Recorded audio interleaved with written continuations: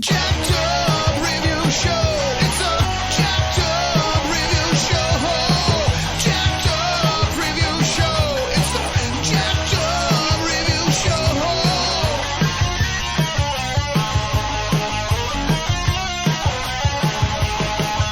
Join us as we cover many an insane movie and numerous cult TV phenomenons. Are you ready to get jacked up? Are you with us? Then listen on. Listener discretion is advised. It's a Jacked Up Review Show. It's a Jacked Up Review Show. Jacked Up Review Show.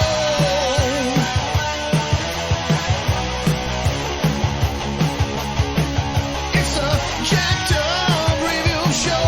It's a Jacked Up Review Show. Jacked Up Review Show.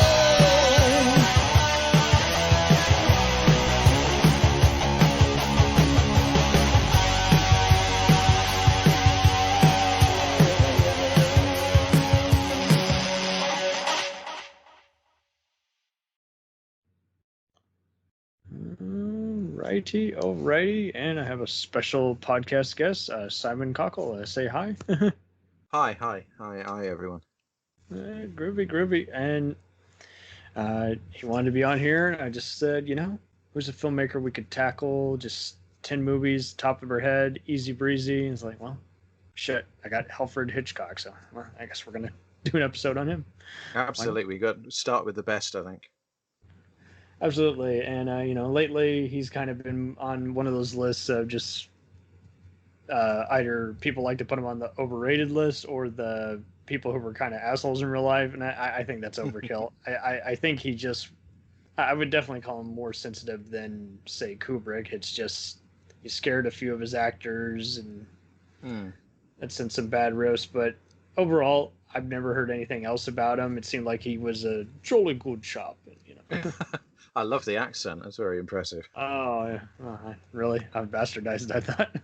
It's better than mine, and I'm British, so. Oh shit. Oh, so what was your intro into him? Did you watch him a lot on a lot of the movie channels, or was it just kind of more just casual? Always heard good stuff about him, like David Lean or Spielberg, and.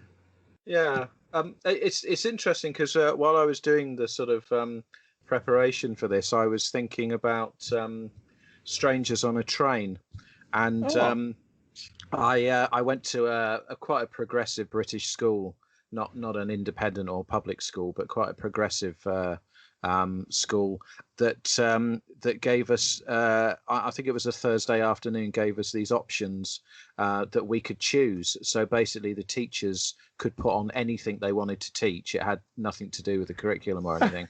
and I think one of our teachers put on a film appreciation session, so just for an hour, and basically what we did was he just showed us films and then got us to talk about how they were made. So I remember we watched The Taking of Pelham 1, 2, 3. I remember that was one of the films we saw.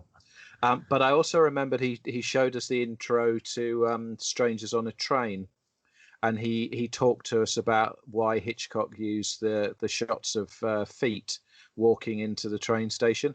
And so I probably didn't think about Hitchcock, and I probably didn't think about the film, but I always remember. You thought about Tarantino ripping it off. I'm just kidding.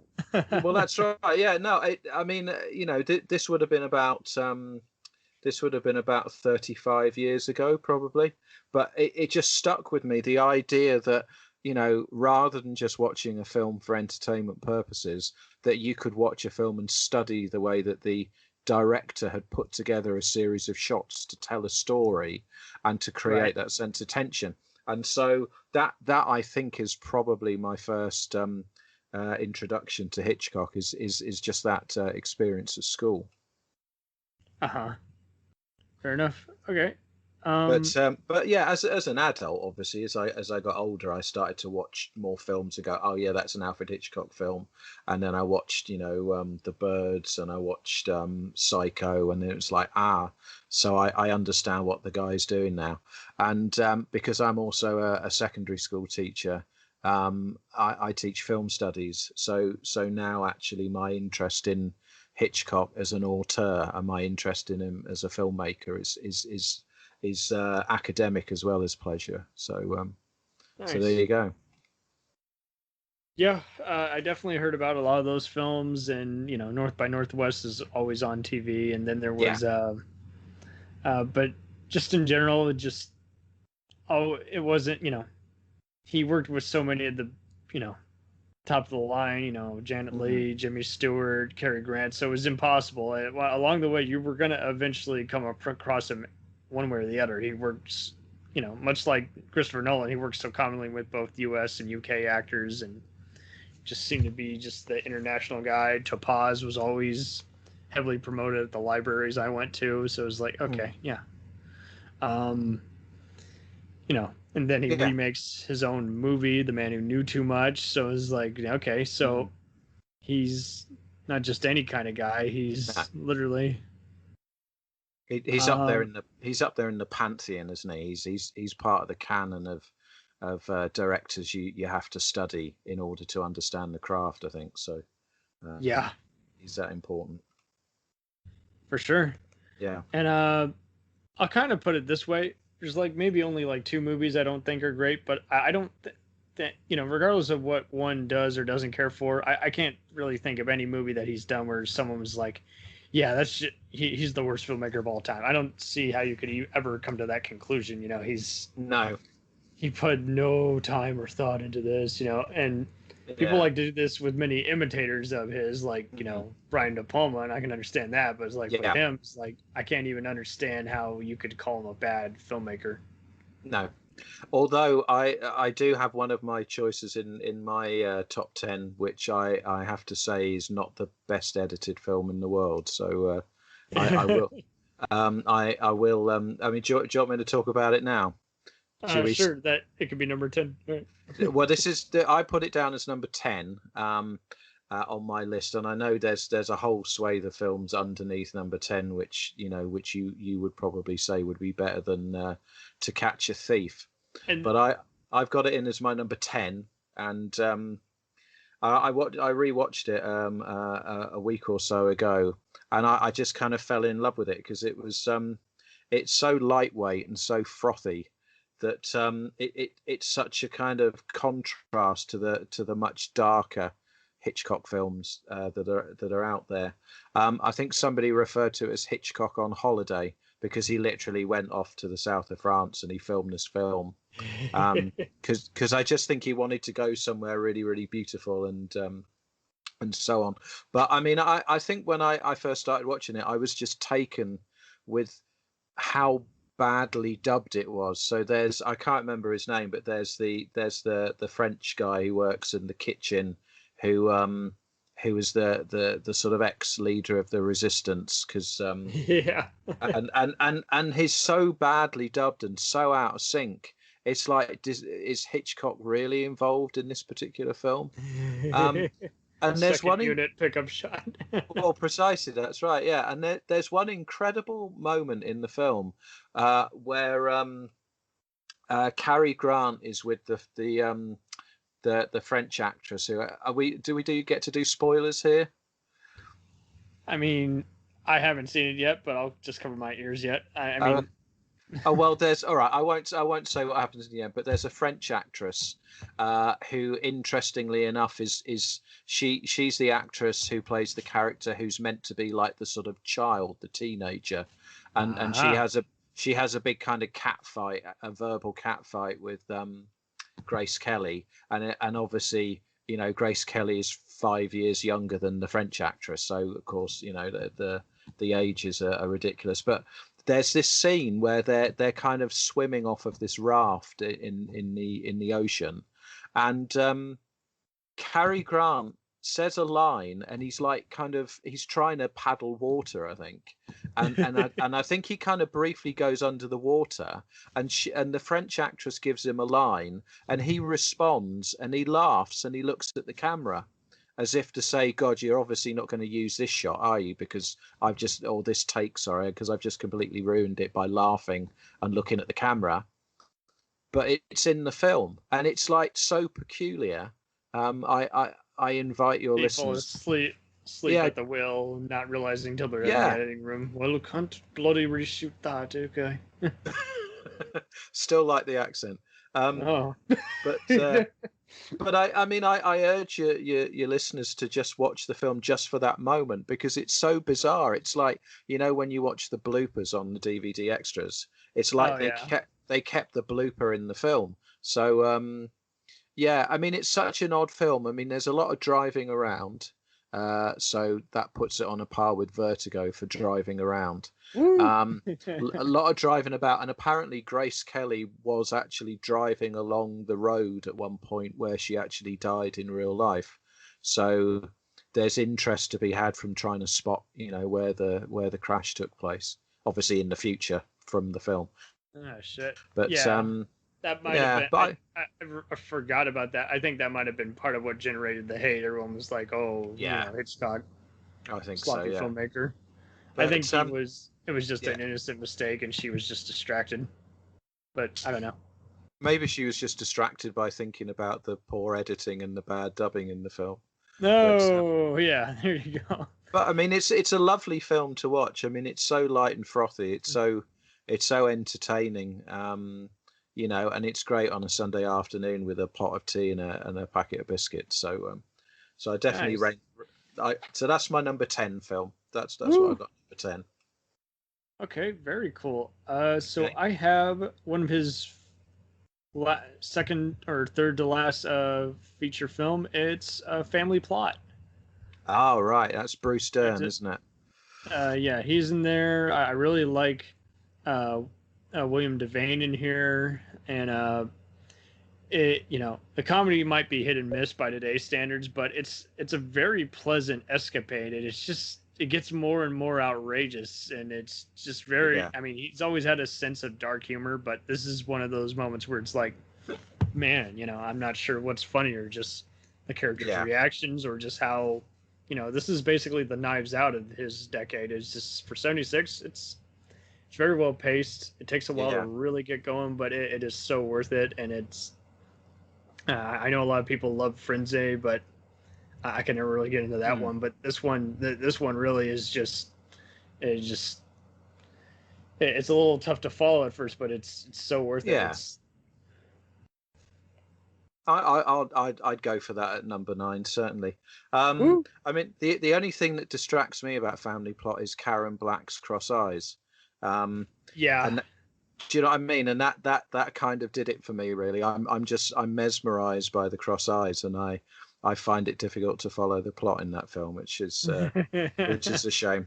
But I mean, I do like Frenzy as well. I mean, that's a very dark British psychological thriller, and there's that terrible scene where he's murdering the woman in the room, and then the camera starts to pan back down the corridor and down the stairs and away from the building.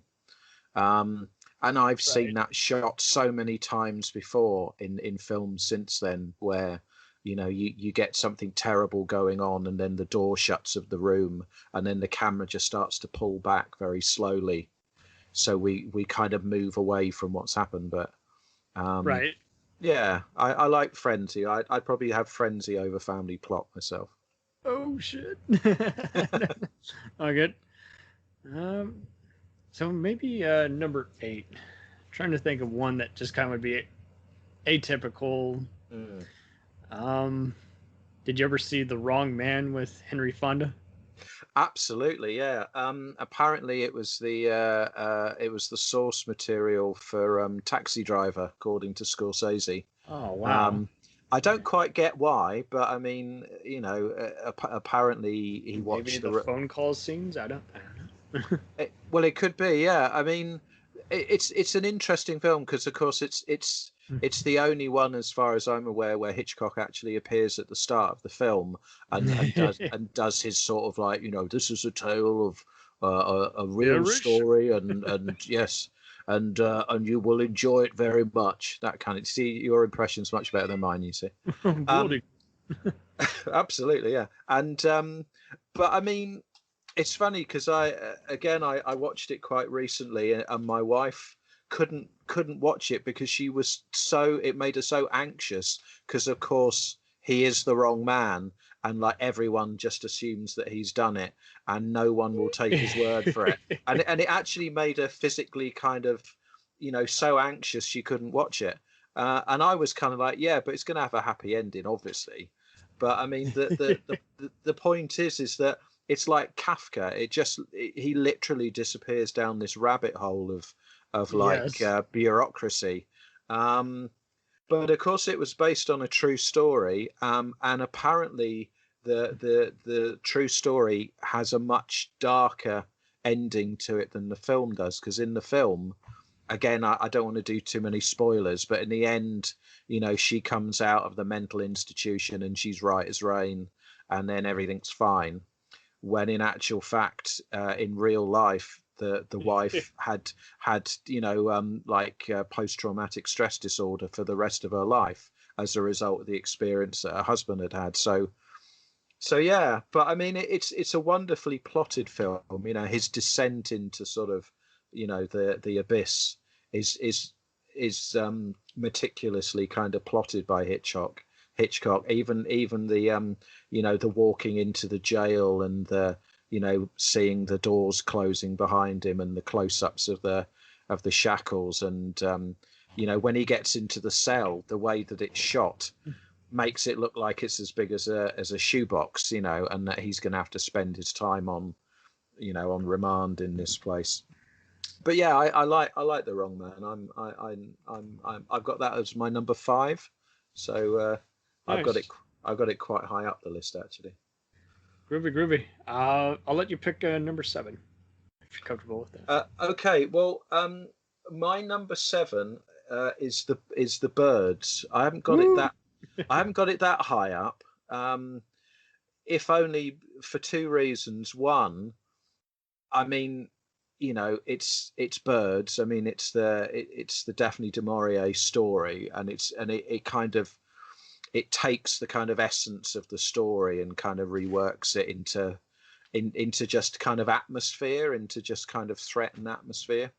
But I have to say, because I watched the film Birdemic, I now can't watch the birds at all with any seriousness. Have you ever seen Birdemic? I have, unfortunately. It was my first Riff Tracks live event, and I'll leave it at that. I don't know if you're familiar with those guys. They make fun of movies. They were the Mystery Science Theater people, but Oh, absolutely.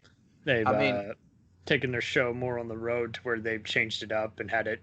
Yeah. You actually see them in an audience chamber, and then they fade to the movie. But yeah, it's just James Yin actually thought he was making a legit environmental update version. He thought he was making a more competent movie than Tommy Wiseau's The Room, and it just the stories go on. Well, it's funny because they say that the Room is the Citizen Kane of bad movies, but Birdemic makes The Room just look like Citizen Kane. Yeah, along with Suburban Sasquatch, just seeing some people just use just the ugliest GIF files that you've ever seen, and as high a definition as you can get for indie film. Someone clearly thought this was a competent looking movie. This was ready to print, and it's like, and it's just, I think I did just curse after the show. It's like, man, just what the hell? And the funniest thing about Birdemic is that according to the director, Tippi Hedren is in the film, but that's only because at one point they're in a hotel room and on the TV you can see Tippi Hedren. And that's really cheating because it's footage from his last movie that he ever did with her in a and it's just like, okay, but it really doesn't have anything to do with it, and it's barely a reference to the birds. If you're going to reference it, why don't you use a shot from the movie? Oh, because you can't afford. I mean, I'm sorry to any Hitchcock fans out there that we're talking about Birdemic instead of the birds, but like I say, I think they are companion movies, and I'm sure if Hitchcock saw Birdemic, he'd appreciate it for what it is. And I know what you mean. It is just like with every other, Jaws or Star Wars knockoff. It's like, wow, the nerve. Some people, a little too much in love with the product, are we? Absolutely. I'm gonna go ahead next with number 6, Saboteur. Ah, right. Okay, that's not one I know particularly well, so you're going to have to talk me through this one. Okay. So long story short, I just it's just one of the earlier spy movies he's done, and you definitely see where he pretty much evolves into North by Northwest by that Right. point. This is not to be confused with Sabotage. Sabotage, it's a like it or hate it, but no, Saboteur. I mean, the long story short, the closing shot of Die Hard is definitely inspired by the ending to this movie. All right. So I'm giving already a little too much away, but What of Die Hard? oh well, yeah, there you go. But it really is very well paced. I love The Yeah. Fugitive on the Run. It's definitely, you can find it already now on Universal's Peacock network. They got it in the vault. It doesn't start out directly as a spy movie, but as it gets going, this factory worker, he's accused of starting a fire, and it just gets even more just deliberately convoluted, but even more exciting. And there's so many moments within moments within moments, if that makes sense. It just keeps going on. It's an absolute maze, but it's there's some other ironies and other just little symbolisms in there. If you want to, you can just all be on the Wikipedia page all day. Oh, right. I'm on the Internet Movie Database page at the minute, so Oh, okay. just so I'm having a look at it. Apparently, according to this, Hitchcock's original cameo was cut by order of the censors. He and his secretary played deaf pedestrians when Oh, Hitchcock's when Hitchcock's character made an apparently indecent proposal to her in sign language, she slapped his face. So they then had a more conventional cameo in front of a drugstore instead. So there you go. So that's my contribution to Saboteur, is reading from the Internet Movie Database. I don't know if that counts as comment at all, but No, that's fine. Production of the film began less than 2 weeks after the attack on Pearl Harbor, so pretty timely movie. oh, there you Everybody's go. being labeled a terrorist. Everyone's insecure. Everybody's, Yes. being called a communist before they really even know what the word really truly means. So, I mean, Yeah. yeah, totally recommend. It's I might rank it up a little higher, but it's just one of those.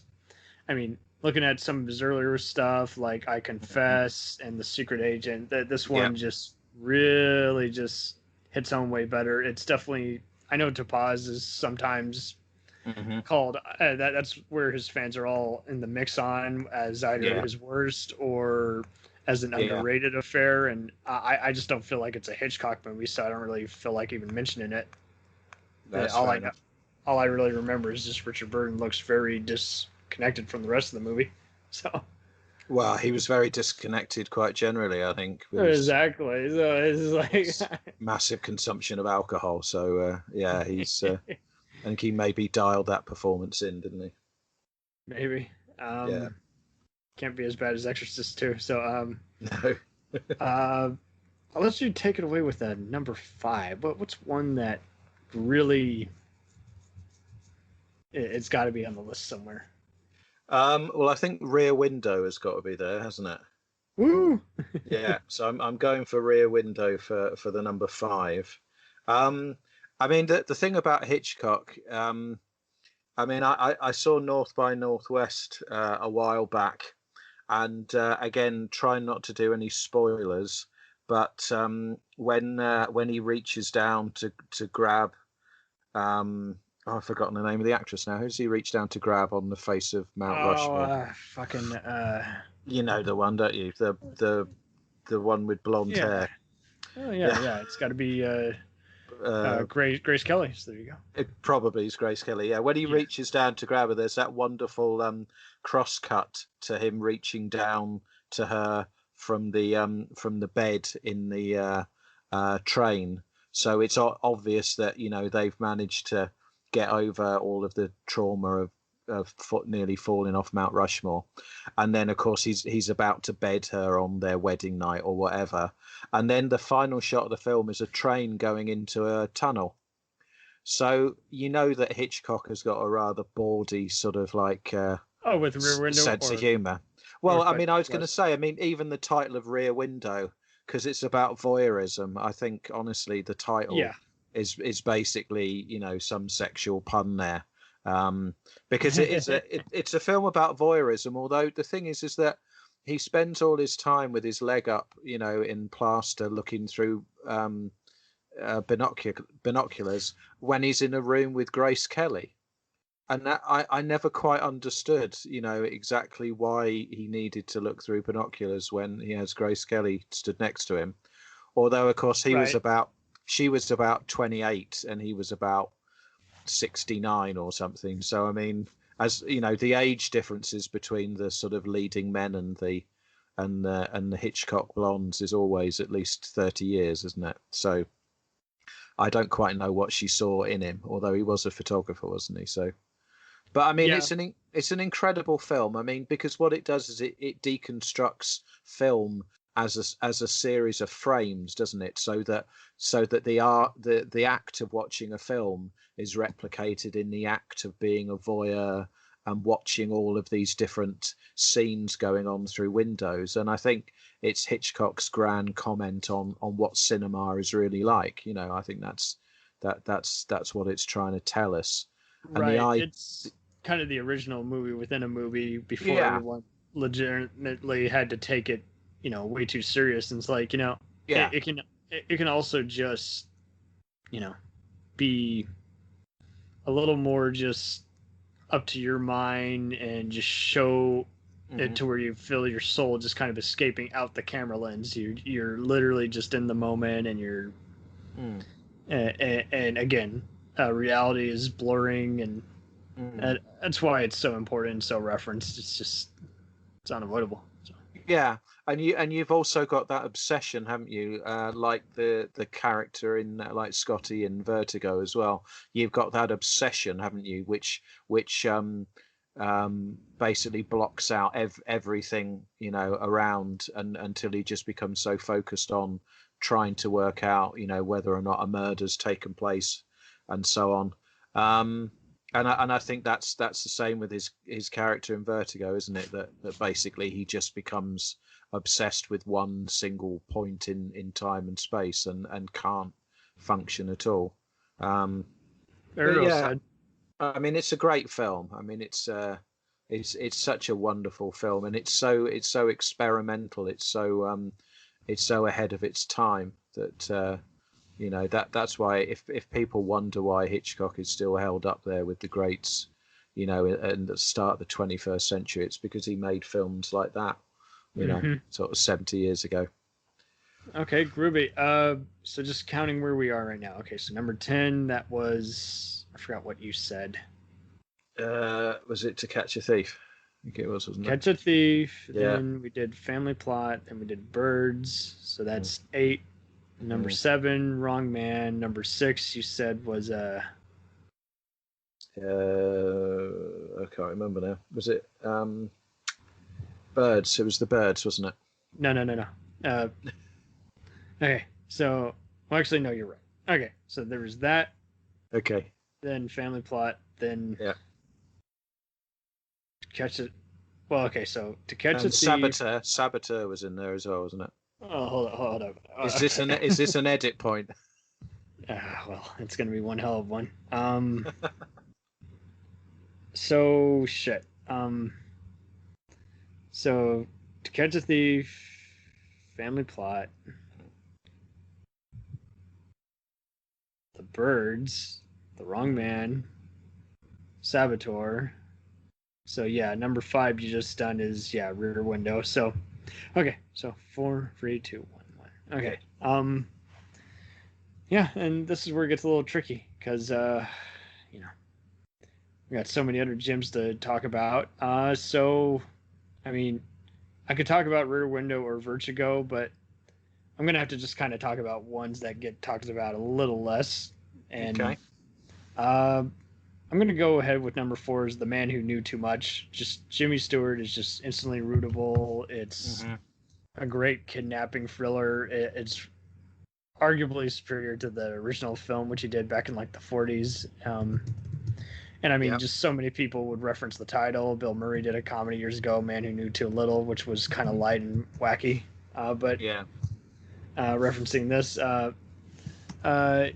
yeah, I just there's something about it where it's just very.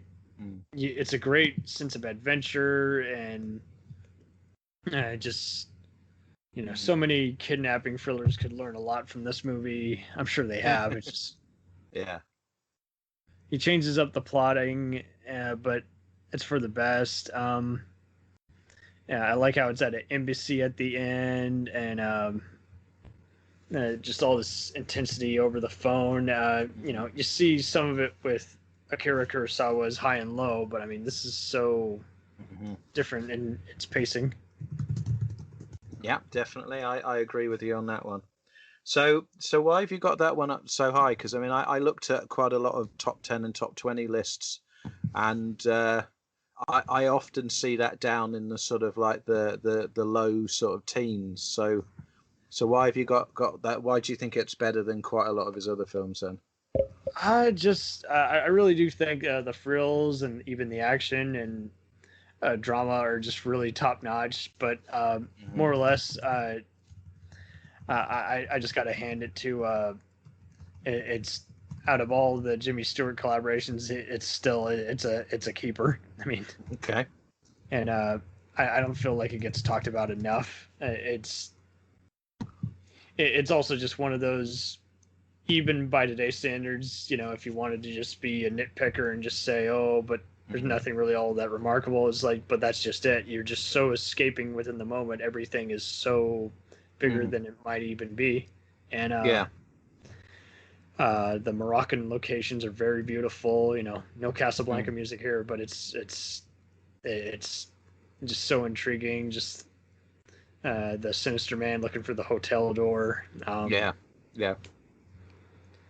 And Doris Day, she worked with Stewart on a bunch of other things, but she's not bad here. And it's a rare entry into a mystery thriller for her. Definitely. Well, I agree with you 100% on that one. Groovy.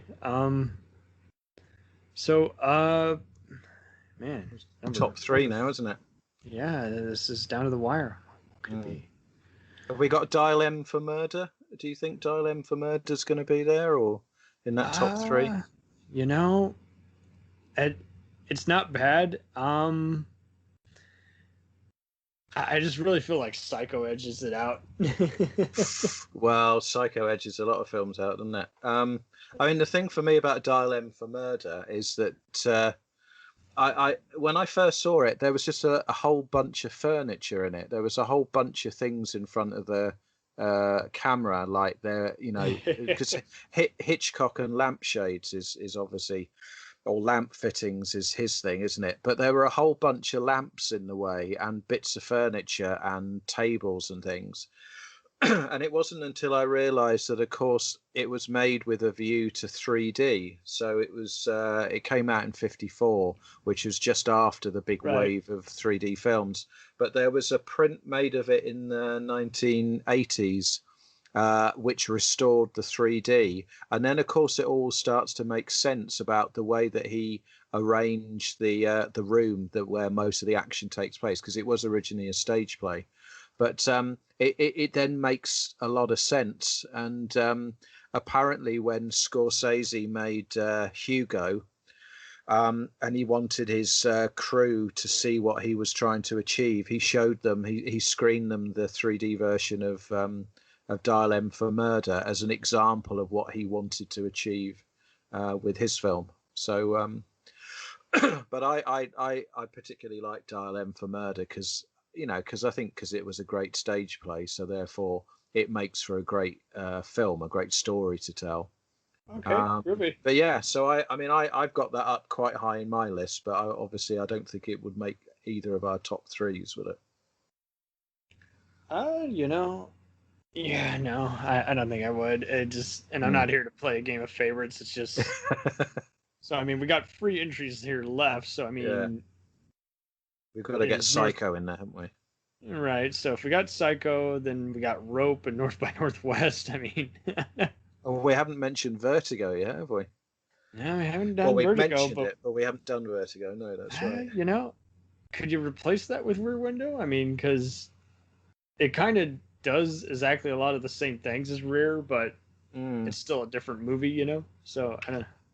I think the thing for me is that I think Rear Window's a more rewarding film to watch. Right. I think Vertigo's quite grueling because there's just so much driving. I mean, you know, So it's kind of a little repetitive, but it's kind of more of a music video inspiration rather than a.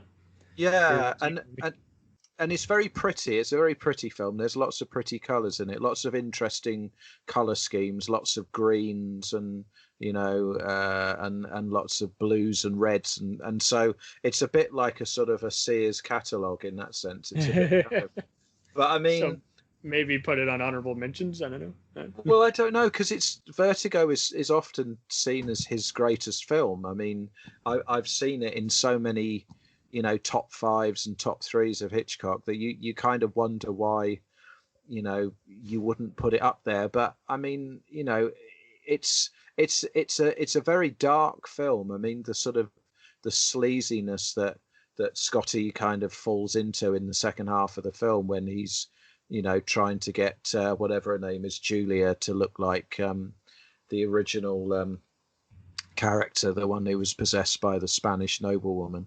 I mean, it's a hard watch point. in that sense. And then there's the idea that they chose him because he can't get up the bell tower, so he can't see the the clever thing that the husband has done. Again, with no spoilers. And then there's some more driving around, isn't there? And Yeah. but yeah, I mean, and then of course, I mean, we haven't talked about Saul Bass, have we? I mean, the amazing Saul Bass opening titles, that Hitchcock Right. loved. I guess you could argue it's one of his best, and I guess you could say like The Birds. A lot of people have seen it, but not understood what made it good. So it's it's inspired countless, style over substance type movies where it's like, this is all pretty, but this really doesn't mean anything. So I feel cheated. Yeah. Because by today's standards, I know we can do better. So we're going to get Psycho in there eventually, aren't we? Psycho has to be in there at some point. So yeah, so here's the question: should we do? I mean, he just did. Yeah. So should number 3 be Vertigo or should it be Psycho? I think we should. I don't know, because does that mean Psycho is going to end up being number 2? We'll return after these messages. Hey, feeling down? Feeling low? Not enough podcasts about movies in your life? Why not try They must be destroyed on sight. the new Podcast Cure-All? Sure to get you right with the world and on a path to better living. We have exploitation, we have Italian horror, we have zombies, we have slashers, we have crime films, we have spaghetti westerns, we even have sci-fi and sex comedies. So take a dose of They must be destroyed on sight. as needed, and let the hosts, Lee Russell, Daniel Harper, Paul Romali, and the odd guest host cure what ails you. Warning, may cause atrophy, African consumption, black fever, bone shave, chin cough, colic, cramp colic, dropsy of the brain, elephantitis, grocer's itch, jaundice, mania, miasma, mortification, palsy, Pott's disease, rheumatism, scurvy, St. Anthony's fire, summer complaint, and worm fit in some people. Consult a physician before listening.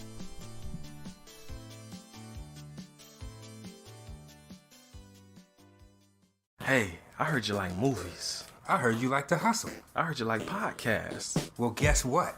There's a podcast for you out there called The Home Video Hustle. Damn right. Every Friday, we talk about whatever movie PJ picks out the bag. What does that mean? Every Wednesday on our YouTube page, I put a bunch of movies in a bag, and PJ picks one out at random. And then we just watch it. We talk about it for maybe like an hour, hour and a half, 2 hours, whatever we feel like doing, wherever the conversation leads us. But do we actually talk about the movie? Most of the time.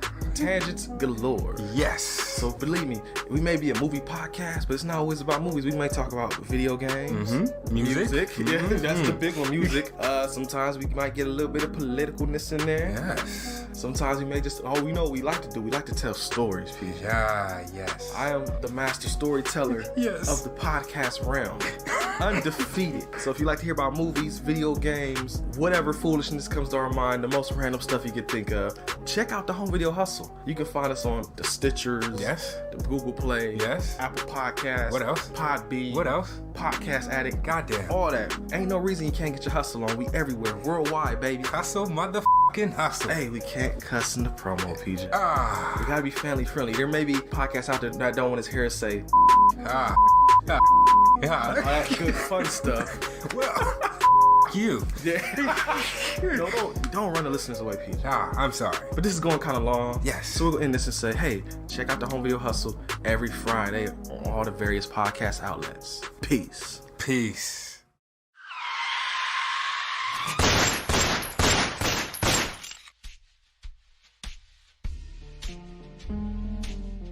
As far back as I can remember, I always wanted to be a gangster. And while Witch didn't make it to the top of the world, he did make the Gangs of Hollywood podcast. So join the gang and enjoy a movie review podcast about movie gangs, gangsters, mobsters, and the mayhem they cause. You can find GOH Podcast on Facebook, Twitter, and Instagram at GOH Pod at www.gohpod.com, as well as your favorite podcast listening app. And remember, say hello to your little friend for me.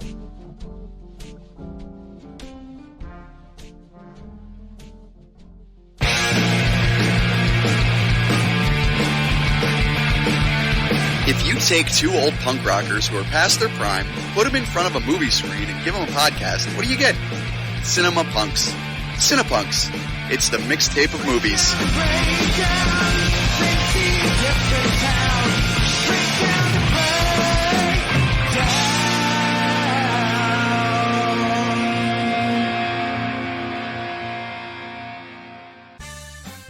Did you ever see a film at such a young age it left you traumatized with cinematic wounds?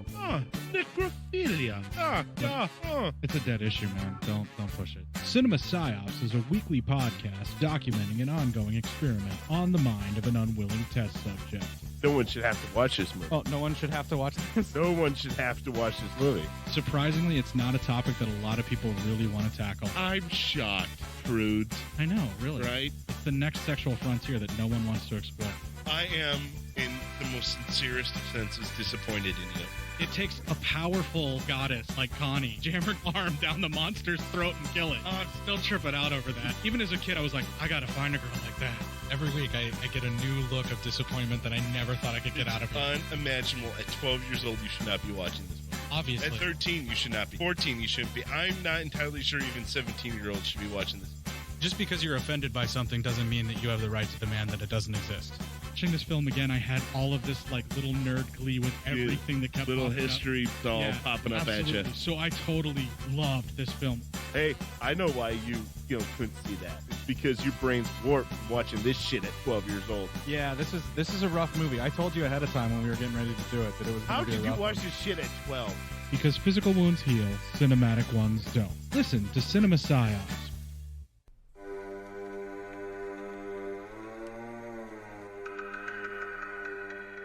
Hey everybody, I'm Corey. And I'm Zach, and we're the hosts of Podcasting After Dark, a cast dedicated to late-night horror and sci-fi of the 80s and 90s, often found on HBO and Cinemax. You know, the movies your parents didn't want you watching as a kid. You can find us every other week on Apple Podcasts, Spotify, Podbean, and Stitcher. This is what you want. This is what you get.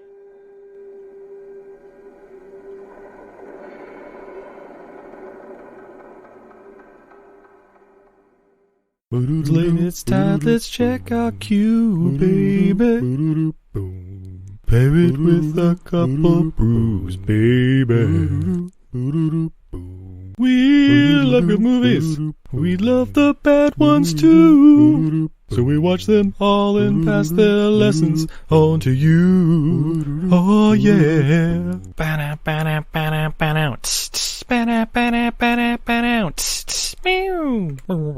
Everything I learned from movies helps to make life a little bit groovy. Whether one last plot holes or gratuitous movies, it's time to get busy with your friend Steve and Izzy at eilfm.podbean.com. Hi, everybody. It's Mac Jackson. I wanted to invite you to a new site called the Forever Adventure Network.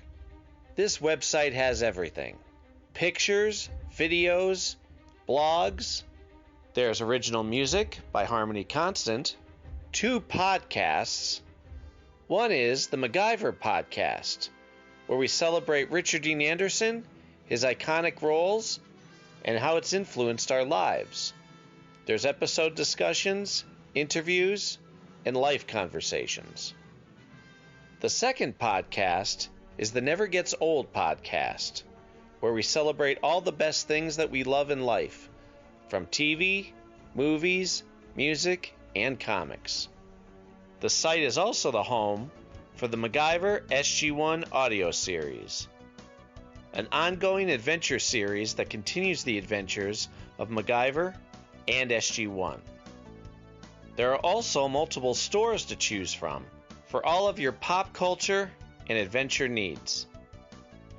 Come on by and check us out today. And thanks for joining the adventure. We now continue with our program. Right. So then we got Rope and North by Northwest. Should Rope? Right. I don't know. I mean, Psycho. Because it's kind of more of a stage play, psychological thriller. So it is. Yeah, Psycho's a lot more fun to watch. Although for me, my interest goes up to the bit when Janet Leigh gets killed in the famous shower scene. How can it not? Yeah. and then after that, I mean, her story I find far more interesting than Anthony Perkins' story in the film. Okay, I mean, perfect. So I mean, 3 we'll put Vertigo, and 2 we can have Psycho, and Rope can be an honorable mention. Perfect. and does that mean then that North by Northwest has to be number 1? Oh, absolutely. Well, of course. I mean, it's number 1 on my list as well. So, I mean, it's a film that just has everything that you could ever want from a film. I mean, it's got comedy, it's got driving, obviously lots of driving, because it's a Hitchcock film. It's got action, and it's got those amazing set pieces as well. I mean, the scene with the crop duster, I think, is one of my favourite scenes in all of Hitchcock's films, because it's just so beautifully edited and so beautifully shot, and he really does look like he's about to get hit by a plane as well. I mean, it's not like the usual sort of terrible special effects. He really does appear to be in some discomfort at the thought of being killed by a crop duster. But exactly. And hats off to everyone for just the suspense is just the real star of the show, to just keep the momentum going, and there's so many movies and shows that, good or bad, they always have at least one moment which just feels like the editors and other people panicked and just had to add some extra padding. It's like, why not just cut to commercial break? That you didn't need that. I'd much rather you cut to black instead of have all this excess dialogue that just on repeat viewing just slows the plot down. Absolutely, yeah.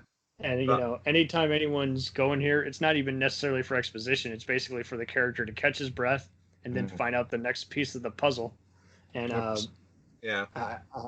just really wish more movies would do that, because the average movie, if they're not stopping for needless explaining, then they're spending most of their budget on fancy titles. And much like it goes back to Vertigo, it's like, okay, that looks all cool now, but there went most of your budget just doing all these fancy, text scrolling. Yeah. I mean, I think it's what they call pure cinematics, isn't it? With Hitchcock. I mean, he was a great thinker about film. I mean, there's a great clip on YouTube of him explaining the Kuleshov experiment I mean, your listeners, if you've not come across the Kuleshov Experiment before, it was, I mean, I'm sure you know about it, but the Russian guy who basically took a shot of this very famous Russian stage actor and intercut him with a shot of some soup, a baby lying, or a dead child on a catafalque or a beer or whatever it is, and then the third shot of a woman in some kind of sort of like underwear, and then basically intercut the same shot of the man looking at the camera with the three other images, and then basically ask people, you know, what does he look like when he sees the soup? He looks hungry. What does he look like when he sees the child? He looks sad. What does he look like when he sees the woman? He looks lustful. But of course, it was the same shot of the man each time. So yeah, and then simple editing tricks, but changing that's right. the order of the frames, the music. You know, he really is a master of this, and you know, kudos to him for being able to make that judgment. That's right. And Hitchcock's take on the Kuleshov Experiment is very creepy, because he's standing there and then there's the shot of him looking at a woman with a baby, I think it is, and then the next shot is him looking at a woman in a bikini, and he looks very salacious. In fact, in both cases he looks quite salacious anyway.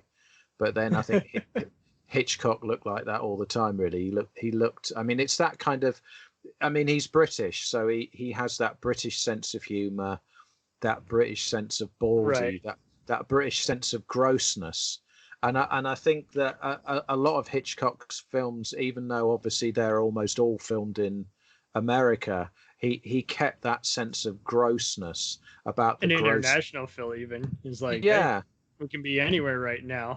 We're still going to have the same just wacky material happening. And North by Northwest, I feel like so many plane scenes had to kind of imitate it subtly. There's this wacky action mystery caper from '66 with Sophia Loren and Gregory Peck, and I feel like a lot of the plane scenes are very heavily inspired by it. It's called Arabesque. Oh yeah. I feel like that is basically someone who basically said, you know, we don't really know what to do, but we love Hitchcock, so we're gonna just have some stars play off each other and some wacky stunts and mystery to go along with it. So I do see a trend here. I mean, I think the thing is that when you're Hitchcock and you become your own genre, don't you? Like Tarantino. So I think the thing is there were a whole slew of films, weren't there, in the 90s and beyond that were Tarantino-esque, because Tarantino basically invented a new cinematics, didn't he? He you know, with his postmodern experimental take on film, he created a brand new way of looking at cinema. And so kind of like I think French New Wave, when you bring that up, people are going to think, oh, do you mean like Truffaut or do you mean Luc Besson? Well, that's the thing, is that when when you get somebody like Hitchcock that creates such an incredible kind of language, kind of grammar of cinema, it's hardly surprising that people then start to use that grammar in their own films. But I don't think it's copying. I think it's just because it's that reinvention of cinema, and so therefore you then start to use this new language of film. So I think people like De Palma and maybe the Coen brothers, and directors that have come after, I think it's an homage, but I just think it's they're just using a brand new grammar of filmmaking. That's fair. That these people came up, Like it has to literally just be scene by scene, and just like there's no real input to it. It's just kind of just someone deeply in love. Like I'll give you an example. Like Strangers on a Train, we were talking earlier. Yeah. Look at The Commuter with Liam Neeson. That's still got elements of his previous movie, Nonstop, as well as every other airport disaster speed type movie. Yeah. And so it's a twisted puzzle, and it's trying to be its own thing while still kind of winking, mildly. It's like, so I can't call that an exact ripoff, just more of a testosterone-fueled version of every other kind of thrill ride mystery movie set on a train mixed with other kind of thriller elements that were popular, like phone booth and all that. So now with the ending of Night and Day, It's a total knockoff, ripoff, maybe semi. Mm. You know, because James Mangold is basically influenced by everything from John Ford to, you know, just even more to even more modern type people, and for him to just literally kind of copy some of the same musical cues and shots, and it's not really needed for the plot. I just feel like that's kind of just wanking off, for lack of a better word. But I'm not saying it's a bad movie, but kind of a still. Well, I think the thing about a Hitchcock film is that at the heart of it, there's always an ordinary person, or there's ordinary people, and so if you look at the if you look at the heroes of films like I Confess, yes, and A Psycho, The Wrong Man, Lawyer, Rear Window, and other stuff brought into question. Yeah. And I mean, it's almost like new James Bond, even, you know, Yeah. some noir elements. Yeah, I mean, you if you're in the audience, you see yourself in the protagonists because they're ordinary people like you. And so I think a lot of people love Hitchcock cinema because they can feel themselves, you know, they could be accused of a crime they haven't committed. They could be all of a sudden mistaken for a spy and you know, attacked by a crop duster, you know. I think all of us at some point can be attacked by a crop duster in our lives without knowing it, you know. Exactly. So there you go. But yeah, so I mean that's why we all love Hitchcock, I think.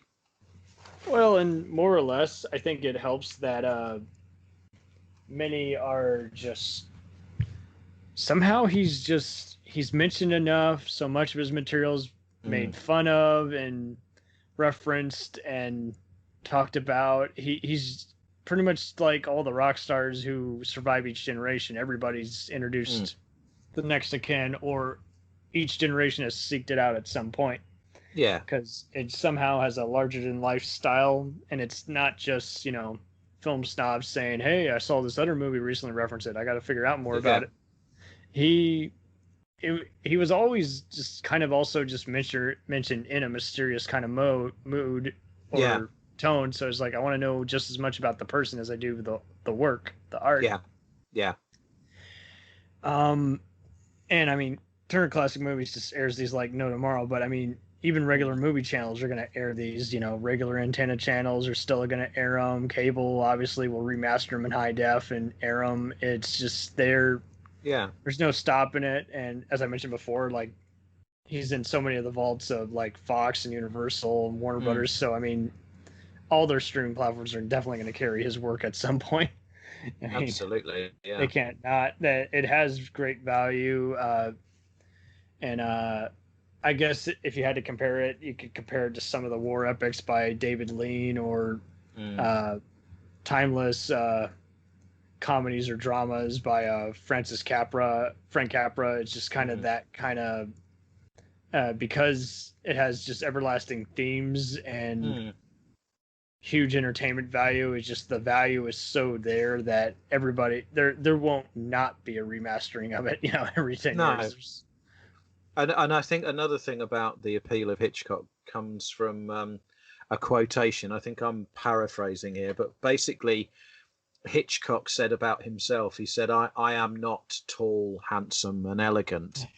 He said, but my films are, you know, so my film, it's what he was saying was that his, you know, he couldn't be in real life, you know, what maybe the leading men were like, but he was saying that his films were tall, handsome and elegant. And I think that's just a wonderful way to talk about his films, because they are like that, you know, they are, they stride across the cinematic sort of landscape, and they're absolutely.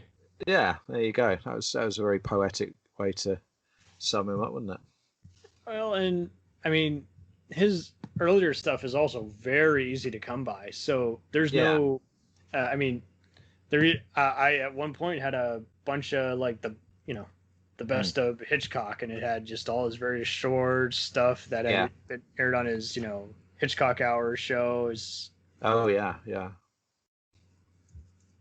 But and, you can get all of them, I'm sure. I mean, they turn up on Vimeo and YouTube and everywhere. So Exactly. I had yeah. to do a bit of brief research just to make sure we could get a top 10 list. It's like, okay, haven't seen some of this earlier stuff. Yeah. And a lot of his stuff really does fly like no tomorrow. I mean, even if you are not entertained by it, it flies. Yeah. This man understands that, the show must go on. Waiting around is not telling the story. And so many people I see like to have a movie that they watch while they do laundry, and it's like, who wants to do that? I want a movie where it's like, okay, I will set aside time, I will watch it, Yeah, yeah, I absolutely. can't put it down. There is no watching it the rest of it the next day, finishing it. It's like, no, I'm sitting it here in this whole 2 to 3 hour segment. Absolutely, yeah. No, I shall carry on watching Hitchcock. I've got a few box sets downstairs to pick up on some of the earlier films that I haven't seen. But yeah, I mean, he's as indispensable as Shakespeare, I think, in terms of film. Yeah. And more or less, I mean, you hate to think that someone would have.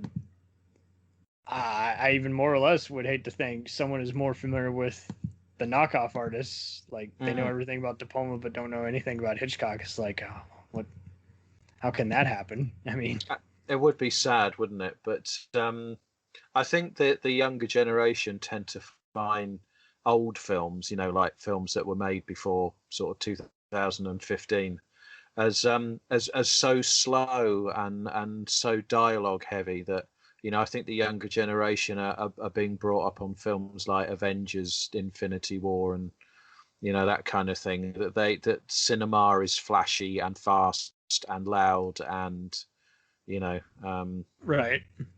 I mean, I watched Avengers. I watched an Avengers film. I've no idea what it was called, but basically there was just a fight scene in an airport for 45 minutes. Mm-hmm. And Yeah. I had no idea what was going on, and I didn't know who I was supposed to be following and who I was supposed to care for. I cared for the planes quite a bit because they seemed to be taking the brunt of all of the damage. But it was just literally it was just spectacle. It was like, I mean, it just went on and on and on forever, and then it all went quiet, and then some people talked, and then it was a new location, and then there was another big fight. I mean, I know that sounds incredibly reductive, and I'm sure all these Avengers films, mean something, Well, I'm with you. I deeply mean, to somebody. and unfortunately they do, and I don't mean that to say you're an inferior being or whatever, but I mean, I do see a lot of people who act like those are the best movies they've ever seen, and they, more often than not, they haven't seen many movies. They've only seen no. And some of them are the same kind of guys who, if anything has subtitles or is in black and white, they instantly rule it out. They're like, that's just not for me. And it's like, well, okay, I can respect that that's not for you, but don't act like, this is a cool crowd, because it's kind of like the same people who are like, oh yeah, I've seen The Godfather, love it, but don't really like it. They just say that to be cool. And that's still kind of a trend I would see on forums. It's like, okay, so you're being all mean to all these other movies, but for whatever reason you feel like you can't say your true feelings about this because it has a 9.5 on IMDb. No, say what you really think. Right.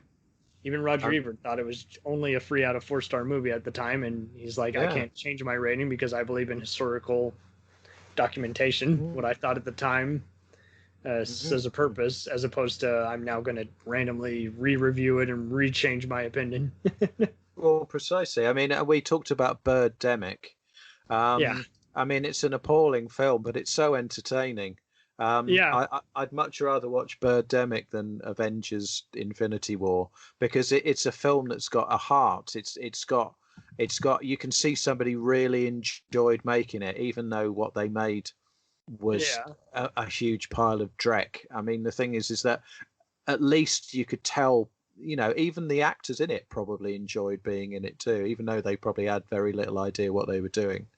But I mean, where else do you get to attack incredibly bad CGI with coat hangers? I mean, Well, and to just see how some of those guys, their careers went absolutely nowhere. The Whitney gal, her somewhere, and the main wooden male lead who can't even walk properly seemed to just go back to doing extra work, including episodes of Parks and Rec. So it really is funny how it just got to this point where it's like, seriously?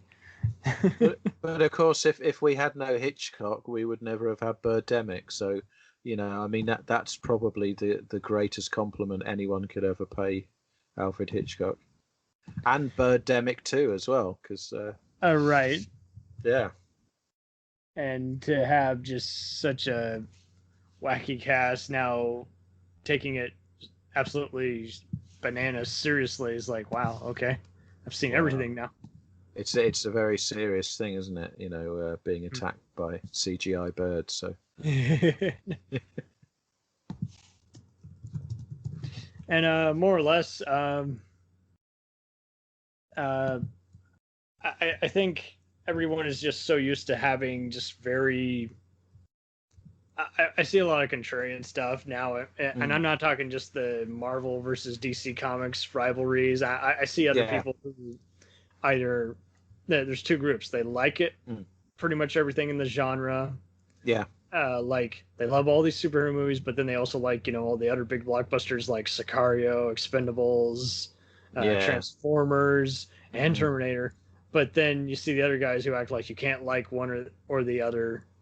You got to like just one because all the rest, even though it does some of the same tropes, it's clearly the better movie. And it's like, I just go into the mindset of there's plenty of people who like all various other factors, who like Michael Bay and Christopher Nolan and Roland Emmerich and Denis Villeneuve and then you go back to Scorsese and Spielberg. So you don't have to compare it all to the same thing. There's no point. But no, I mean, it does. It's maddening how I can see people, they have a problem with what they see in a Godzilla or a Transformers movie, but if they see it in, say, something like I don't know, a Sci-Fi Channel movie or even a Pacific Rim, it's totally different. It's like, no, they're still making fun of kaiju or giant monster movies. It's just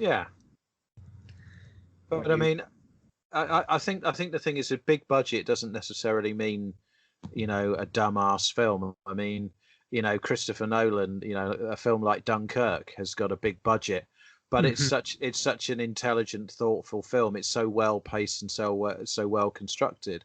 I mean, all of Christopher Nolan's output is just amazingly written and amazingly filmed, but I mean, they're big budget films. But the thing is that they don't have to be stupid. I mean, I picked on Avengers, but I mean, I think the thing is that if you can go and see a Jean-Luc Godard film and then go and watch Dumb and Dumber, and then go and watch some big budget Marvel film, and then find something to enjoy in all three of them, then that's great, because everyone loves films.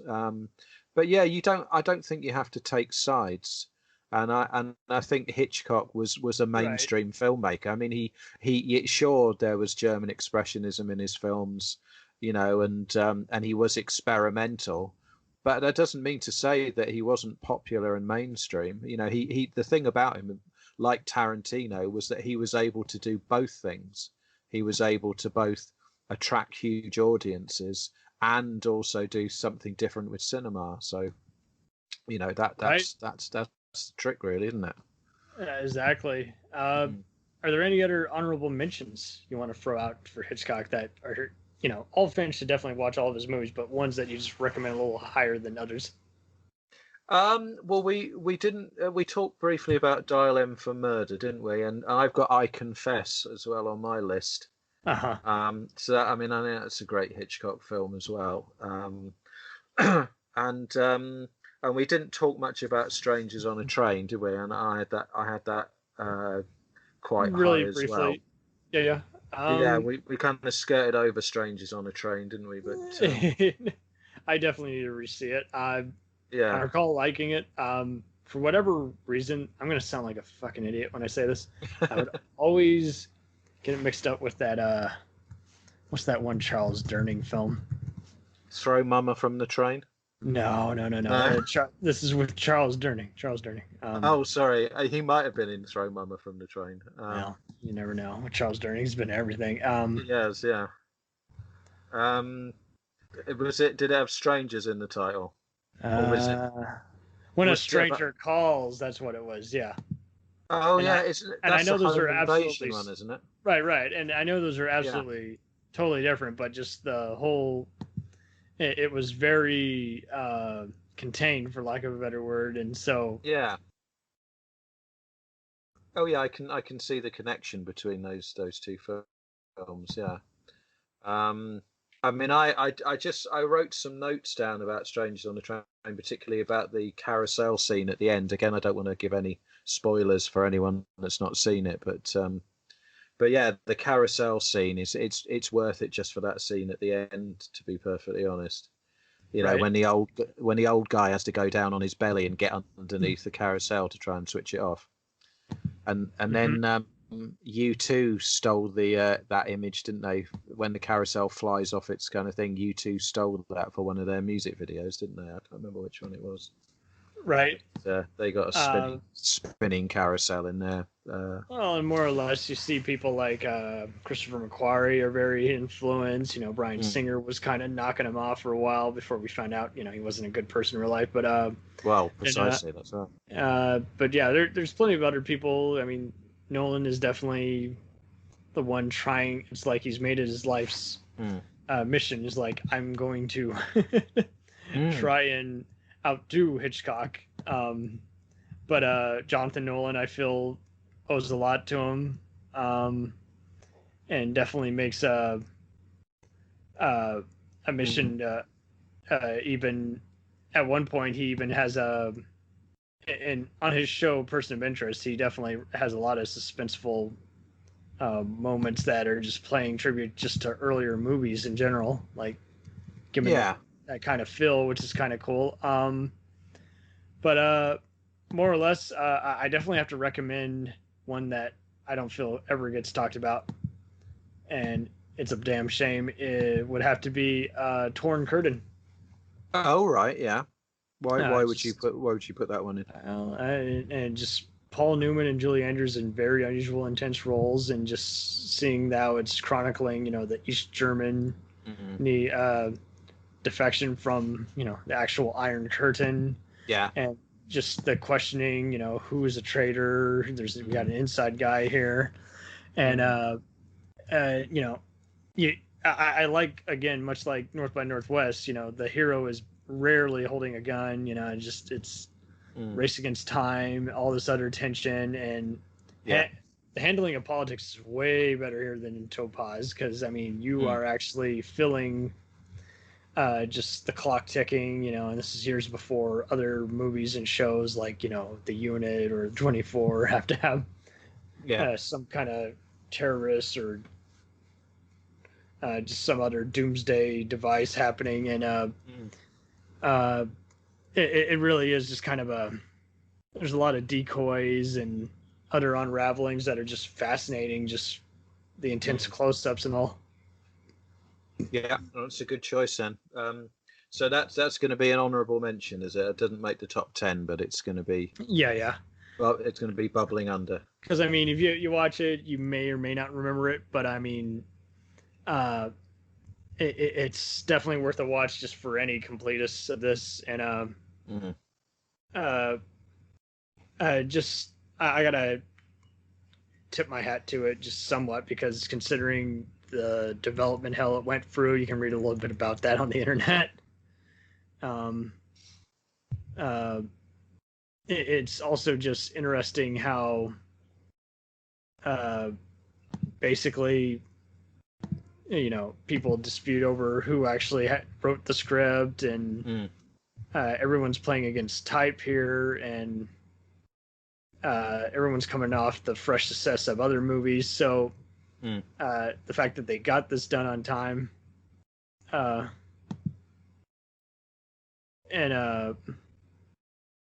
Spielberg even snuck onto the soundstage where this was filming at Universal one time. Oh, right, I didn't know that. He told James Lipton on Inside the Actors Studio, he's like, okay, He was there for 45 minutes, and then an assistant producer told him to get lost. It's interesting because obviously we were talking about directors sort of enthralled to Hitchcock. I mean, obviously Spielberg is. Oh yeah, Moments of Minority Report definitely paid tribute. Yeah, I mean, him take a film like Duel, for example. I mean, that's a very Hitchcock film, isn't it? You could imagine certainly, the ordinary protagonist being threatened by this sort of, faceless kind of nemesis. I mean, that's a very Hitchcock thing, isn't it, to do? Very much so. We talked about the Hitcher last episode, and that's definitely one of many movies that kind of, along with just several others, that just start up the whole cat and mouse. You got stuff like Dead Calm, Collateral. Yeah.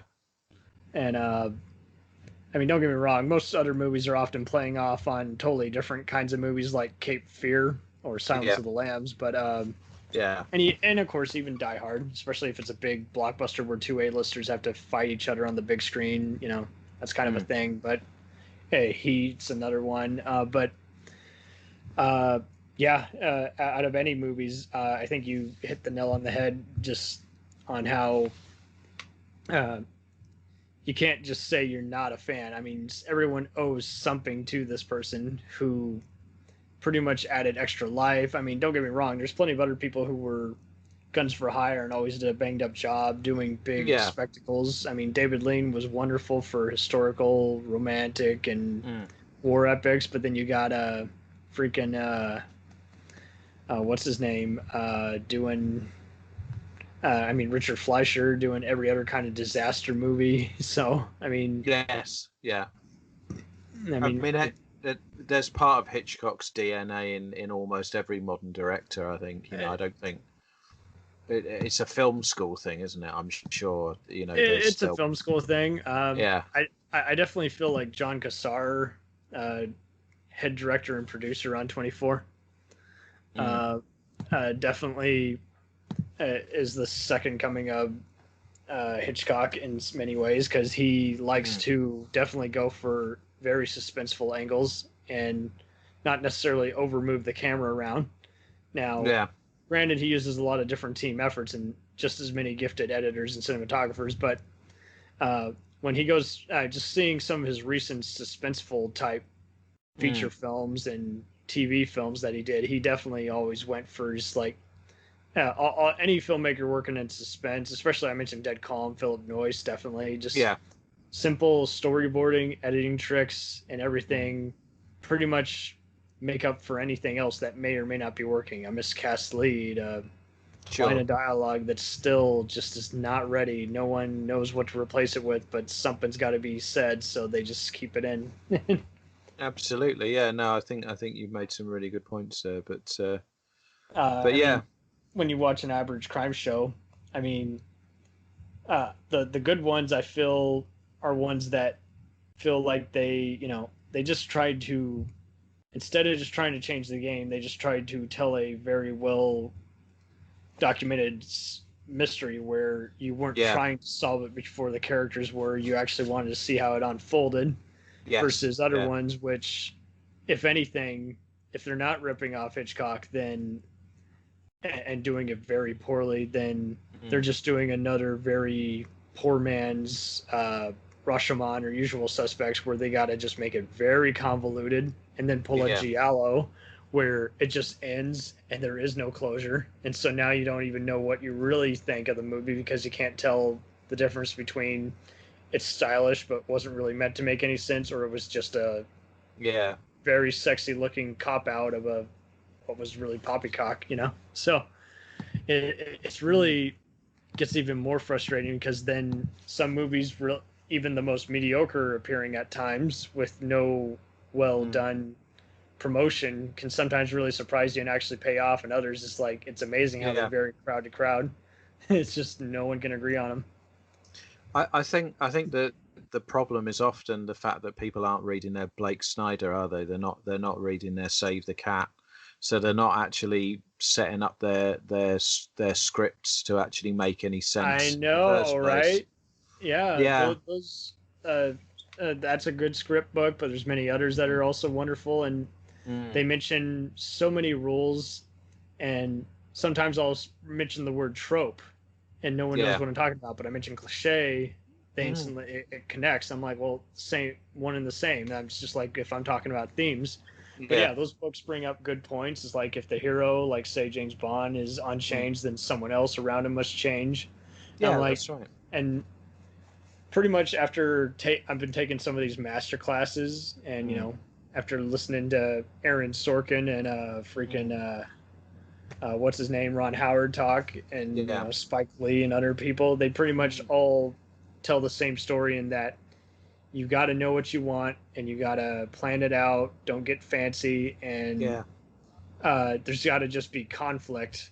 Don't just have a scene in there if there's just no point of it later, you know. That's right. And I think so many of our generation is just so used to all these experimental films that, like every other thing by A24, all these Dogma 95, they're trying to be kind of the next Nicholas Winding Refn or Lars von Trier. But, I mean, those guys got somewhere to know what they wanted to do, what they wanted to do, and I feel that is definitely the wrong angle to just randomly try and be controversial and go in without an actual script and just make shit up. I mean, I'm seeing other people, they're trying to be the next Woody Allen or Wes Anderson.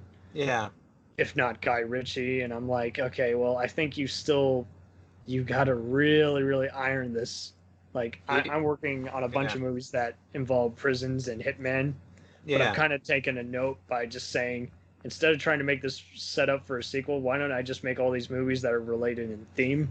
Yeah. And so, and if anything, people frown on thinking like a businessman. I think you should think like a businessman, because you got to ultimately treat it like a business, saying I can only pay for this many, this much time on set, for this many talents, these, you know, this talented additional camera work, this drone operator, this semi-known actor who works on everything, but you know, their time is precious too. So I feel that a lot of people don't treat it like a business, especially people trying to get into it, and that's why they struggle and face so much depression and other crapola that you really don't need.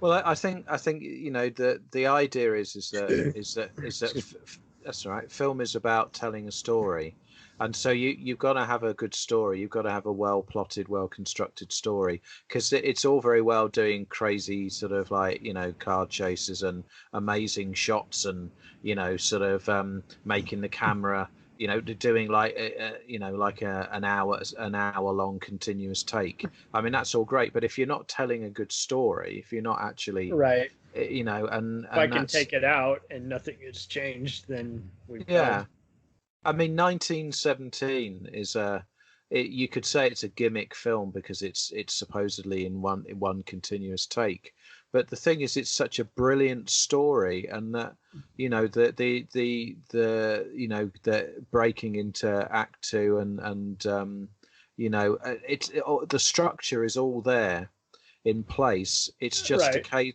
And you just go along with the characters, and the story unfolds in front of you. Totally. Some other movies, they don't really have deep dialogue or a deep story, but the themes they reflect on, like Unforgiven or Gladiator, are perfect examples. It's like, okay, what line of dialogue are you going to remember from Gladiator other than and you know, my name is Maximus? You know, not really much, but you're going to remember the shots. You're going to remember, totally. Unleash Hell. You're gonna remember the shots before he goes in the stadium, because you're talking about people who are visual storytellers. But that's the other bullshit about this all, is how everybody thinks when you or I say visual storyteller, they instantly think, oh, you know, visual effects. And it's like, no, I mean what you see on screen, action. Yeah. And then when I say action, they think, oh, explosions and, you know, action genres. Like, no, I mean steps being taken, you know, people walking in the scene, people talking, but you don't hear what they're saying, but you see their silhouette, yada yada. Absolutely. Except the phone dials reluctantly a number that may be the key to saving their life, yada yada.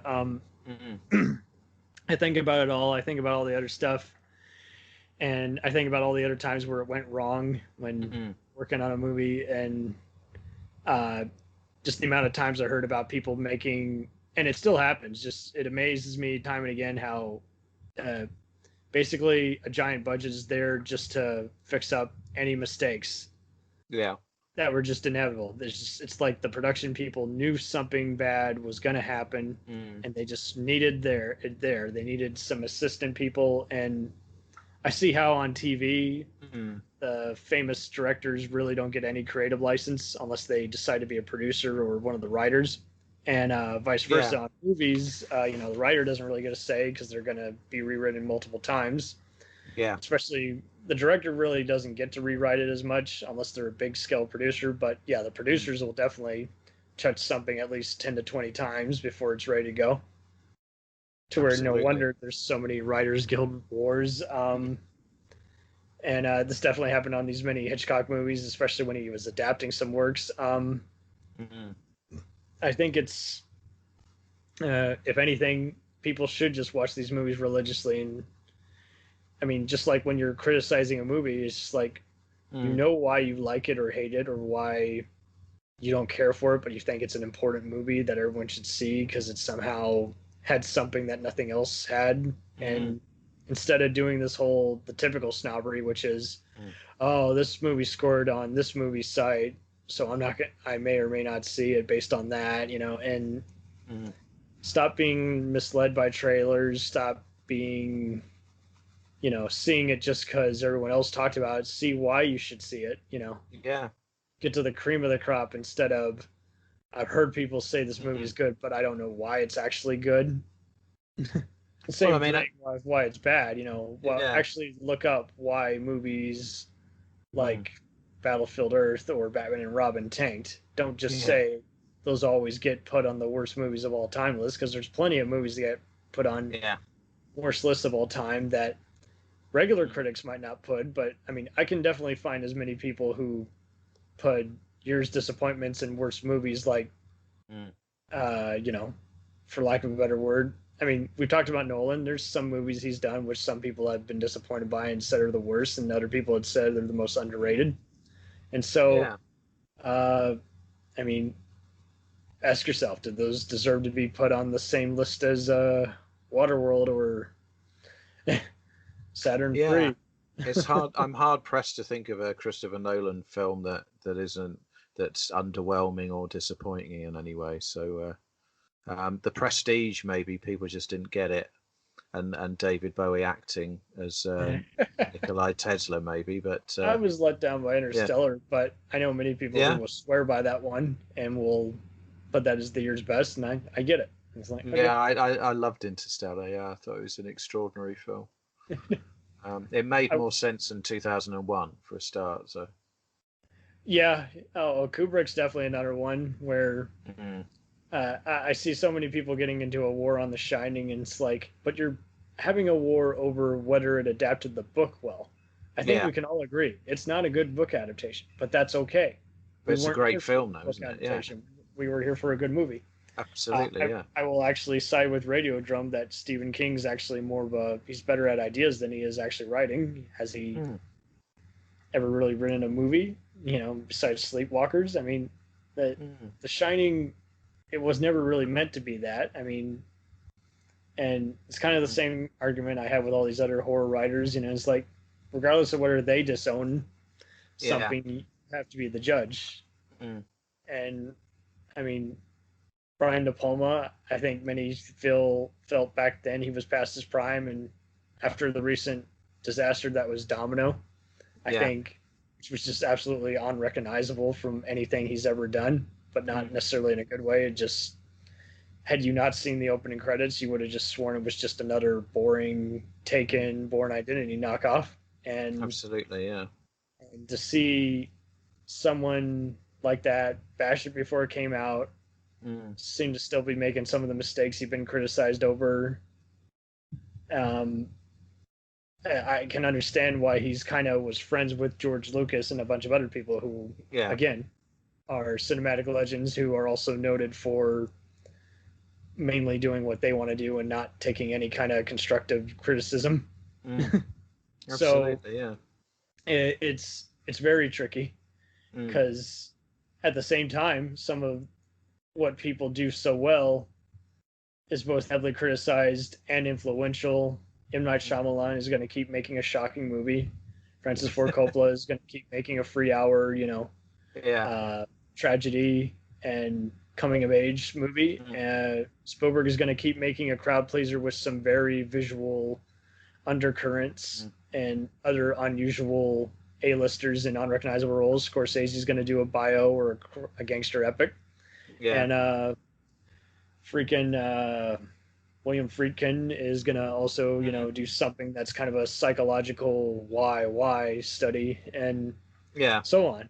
And so you got John Woo is going to do a movie about loyalty and trust before getting to slow motion gunplay that's been often imitated. So yeah, I think you've laid down the law there, definitely. Right. So Hitchcock is just a man of mystery. You never know what you're getting into. You see some similar traits, but yeah, he's definitely one of the few guys. I really can't think of any other mystery. Maybe Denis Villeneuve. Mm-hmm. But is that really a fair comparison, considering that he's also done just dramas that have elements of so many other things? I mean,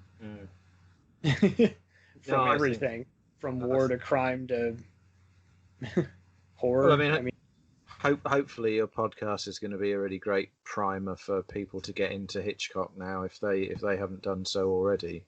Sure, and I thank you for joining us, because I mean, yeah, it's been a pleasure. Thank you. We got to have multiple voices, and I always try and pick a different guest each time, and I always try and leave some rhetorical questions. I don't want to ever sound like we're giving the final consensus. This is the best of. No, definitely not. No, absolutely no. We've had some differences of opinion, and but and we've agreed on quite a lot.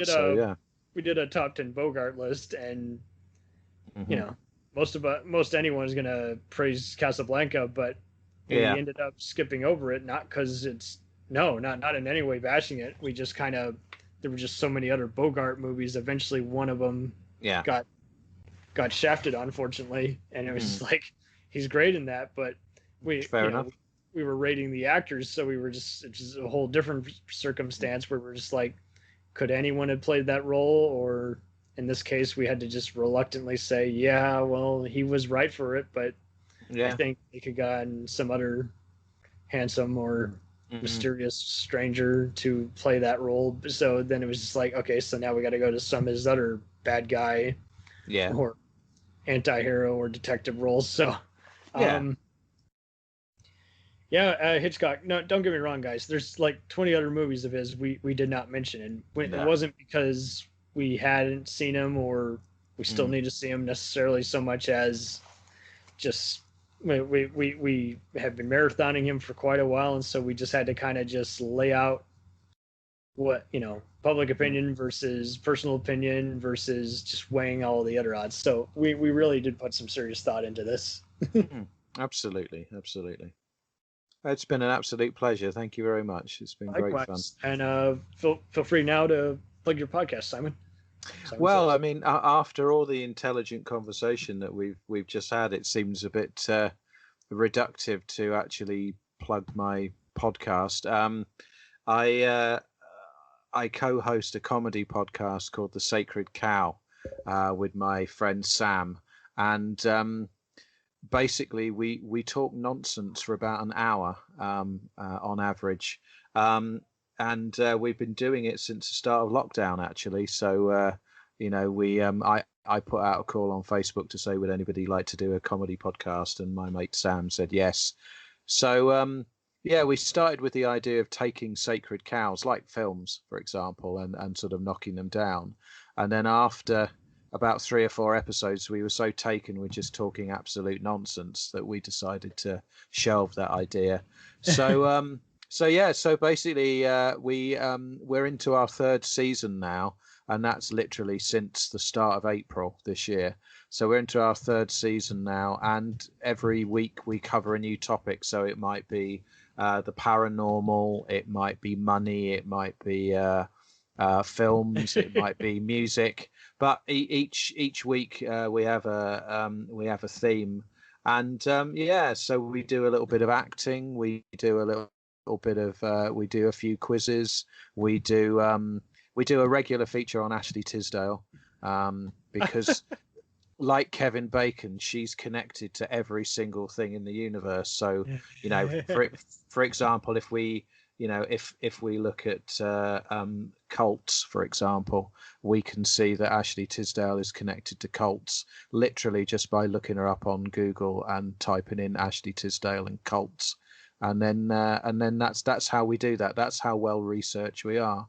But I mean, sometimes literally we can spend at least the hour before we record the podcast actually writing it. Nice. So you can imagine how well structured it is, and how But I mean, we're just two British guys who just talk absolute nonsense, and so I mean, I can't think of any comedy references that would work. I guess Mad Magazine, maybe National Lampoon, Monty Python, right. Just that kind of thing. So I mean, the level of intelligent conversation I've been having on your podcast is probably doesn't even touch the surface of what we do on our podcast. So I do apologize to people who do go onto Acast or iTunes or Podbean and look up The Sacred Cow and then listen to us for an hour, and just you can feel your IQ just dropping through the floor when you listen to us. But I don't really know if I've sold our podcast particularly well. I'm sure my mate Sam will be furious with my inability to make it sound good. But yeah, I have to say it's a lot of fun to record, and you just have to listen to it. So if you like Ashley Tisdale and you like absolute nonsense and you like a British sense of humor, then definitely check us out on, as I say, Acast and iTunes and Spotify. I think we're on. Sure. But so there you go. So that's us then. For sure. Thank you for being on here. Thank you very much, Cameron. It's been an absolute blast, and have a great rest of the day. And lovely to talk to you. Okie dokie, and Godspeed. Cheers.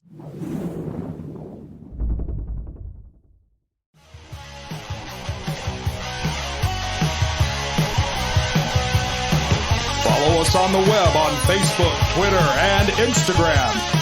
The podcast is available on Podbean, Spotify, iHeartRadio, Anchor, Apple, and anywhere else podcasts are available. Feel free to review our show and leave comments on any of those sites. Thanks a million for listening. It's a jacked up